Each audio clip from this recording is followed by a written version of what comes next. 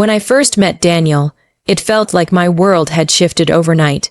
He was charming in a quiet, confident way. His smile was disarming, his laugh contagious, and the way he paid attention to me like I was the only woman in the room made me fall faster than I had ever imagined possible. We dated for 2 years, and those 2 years were nothing short of a whirlwind. He remembered the tiniest details about me, from the way I liked my coffee to the old songs I played when I couldn't sleep. He surprised me with weekend trips, late-night ice cream runs, and handwritten notes that made my heart race. When he proposed under the stars at the vineyard we had visited on our first anniversary, I didn't hesitate. I said yes through tears, believing I had found the man I would spend forever with. But then came the first red flag. It started when I asked innocently about his parents. When can I meet them? I want them to be part of our wedding planning. I had said, picturing warm dinners, laughter, and family bonds. His face changed instantly. He stiffened, his jaw tightening. They won't be at the wedding, he said quickly, almost too quickly. I blinked. What do you mean, they won't be at the wedding? Don't you want them there? They're not really in my life, he muttered, eyes darting away. It's complicated. You don't need to worry about it. Every time I tried to bring it up again, his response grew sharper. They don't matter. You have me, that's enough. Stop pushing this, okay? At first, I convinced myself that maybe his family situation was messy, maybe even painful. I respected his privacy, thinking love meant trust, but something in me wouldn't quiet down. It wasn't just avoidance, it was secrecy. Late-night phone calls that ended abruptly when I entered the room. Weekend trips he claimed were work-related. Letters he shoved quickly into drawers before I could see.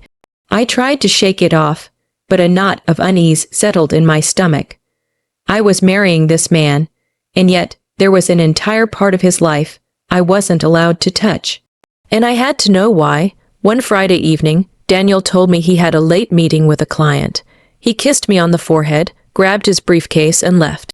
But something about the way he avoided eye contact made me pause. I decided to follow him. My heart hammered in my chest as I trailed his car down winding streets. He wasn't heading to the office. Instead, he drove into an affluent neighborhood I'd never seen before. I parked a few houses down, my palms sweating as I watched him walk up to a grand white house with tall oak doors. The lights inside flickered on. A woman with elegant posture opened the door. She hugged him. A man followed, clasping his shoulder warmly. His parents, the very parents who were supposedly not in his life.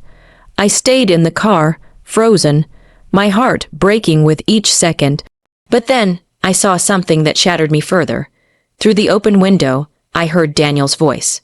He wasn't just visiting, he was confiding, and what he said cut deeper than any knife. Don't worry about her, he said, his tone mocking. She's so gullible, she'll believe anything I say. The wedding's in a few months, and after that, well, you know the plan. My body went cold. His mother asked softly, Are you sure this is wise, Daniel? Of course it is, he snapped. She's loaded. Once I get access to her inheritance, we'll have everything. She adores me, can't see past the fairy tale. By the time she realizes, it'll be too late. Tears blurred my vision. I had given him my heart, my trust, my future. And to him, I was just a bank account with a heartbeat. But instead of confronting him then and there, something inside me hardened. No, he wouldn't get away with this. The next morning, I called in sick at work. I needed time to think, to plan. My emotions swung wildly between rage and heartbreak, but above all, I felt clarity. I wasn't going to let Daniel destroy me. Quietly, I began researching his family. I found out his parents weren't estranged at all. They were respected members of the community. They had businesses, charities, even appearances in local magazines. With determination, I reached out to his mother under the guise of a chance meeting. At one of the charity events she supported, she was gracious, kind even, and when I revealed who I was, Daniel's fiancé, her reaction was telling. She looked startled. Fiancé, Daniel never mentioned an engagement. That was all I needed. Over the next few weeks, I grew close to them, visiting discreetly. And in those visits, I learned everything. His past debts, his failed schemes, the girlfriends he had cheated on and abandoned. His parents, though not saints themselves, were disgusted by his manipulation of me. In fact, his mother confided that they had warned him countless times to change, to stop treating relationships like transactions. And so, we formed an unlikely alliance. I kept playing the role of the clueless bride-to-be in front of Daniel, smiling, planning, even letting him think he was winning. Meanwhile, every detail of my wedding preparations was carefully orchestrated for one purpose: to expose him. When the wedding day arrived, I wore my gown with steady hands and a heart brimming not with nerves, but with resolve. The church was filled with guests, my family, my friends, and yes, Daniel's parents, whom he thought would never attend. Daniel looked dashing in his tuxedo, smiling smugly as if he had already won. The ceremony began, and just as the vows were about to be exchanged, I raised my hand. Before we continue, I said loudly, my voice steady despite the storm inside me, there's something everyone needs to hear. Whispers rippled through the crowd. Daniel frowned, tugging at my arm. What are you doing? He hissed. I pulled away. I think it's time everyone knows the truth. And then I revealed everything. His secret meetings, his cruel words, his confession about marrying me for money. Gasps echoed through the church. My mother's eyes filled with tears, my father's fists clenched, and then, from the front row, his parents stood. She's telling the truth, his mother said firmly. We've heard it from his own mouth. Daniel's face turned white. No, this is a lie. They're all lying. But the evidence was overwhelming. The room turned cold toward him, eyes filled with disgust.